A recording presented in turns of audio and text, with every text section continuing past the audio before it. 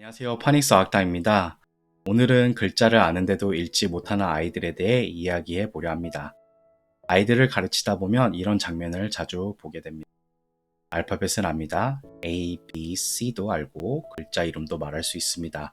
어떤 아이는 파닉스 음가도 어느 정도 알고 있습니다. 그런데 막상 단어를 읽으려고 하면 멈춥니다. 한 글자씩은 보는 것 같은데 단어로 이어지지 않습니다.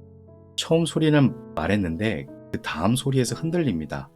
끝까지 가기도 전에 아이가 멈춰버립니다. 이럴 때 우리는 쉽게 생각합니다. 아직 덜 외웠나? 알파벳을 더 해야 하나? 단어를 더 많이 보여줘야 하나? 물론 반복은 필요합니다. 하지만 저는 많은 아이들을 보면서 이런 생각을 하게 되었습니다. 아이가 글자를 모르는 것이 아니라 글자가 읽기로 이어지는 길에서 멈추고 있는 것은 아닐까? 글자를 아는 것과 그 글자를 보고 읽어내는 것은 같은 길이 아니었습니다. 예를 들어, 아이가 어떤 단어를 본다고 해볼게요. 글자는 눈에 보입니다. 하지만 읽기는 눈으로만 되는 일이 아닙니다.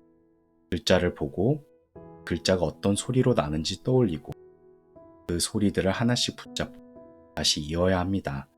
이 과정이 자연스럽게 이어질 때 아이는 단어를 읽습니다.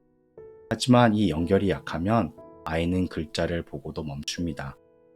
그래서 겉으로 보기에는 글자를 아는데 왜 못 읽지?처럼 보입니다.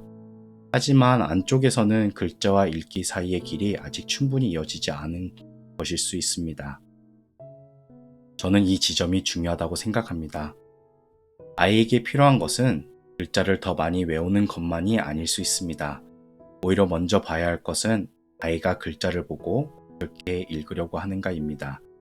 첫소리에서 멈추는지, 가운데 소리에서 흔들리는지, 끝소리까지 가지 못하는지, 소리를 붙이려는 순간 흐름이 끊기는지 그 지점을 봐야 합니다.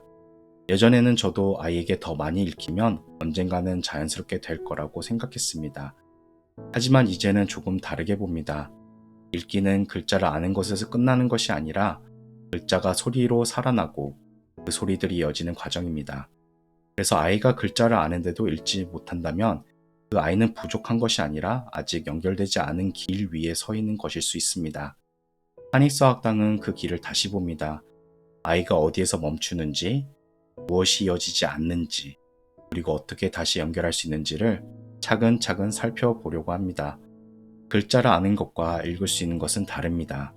그리고 그 사이의 빈자리를 볼 때 아이의 읽기는 다시 시작될 수 있습니다. 읽기는 소리의 구조입니다. 시청해주셔서 감사합니다.